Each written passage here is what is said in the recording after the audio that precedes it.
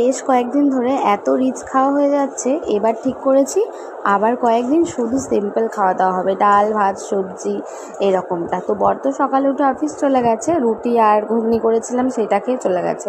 আর ওরও শরীরটা খুব একটা ভালো নয়, তো ওই জন্য বুঝে শুনে একটু খাওয়া দাওয়া করতে হবে। আর ও না বাড়িতে থাকলে আমার আর মেয়ের তো একদম সাদামাটা খাওয়া, তোমরা তো আমার আগের ভিডিওতে দেখেইছো।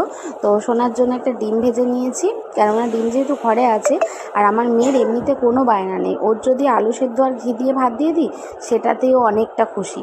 আমি যেমন মাছ মাংস দিয়েও খাওয়ানোর অভ্যাস করি, তেমন আলু সেদ্ধ ভাত দিয়েও খাওয়ানোর অভ্যাস করি।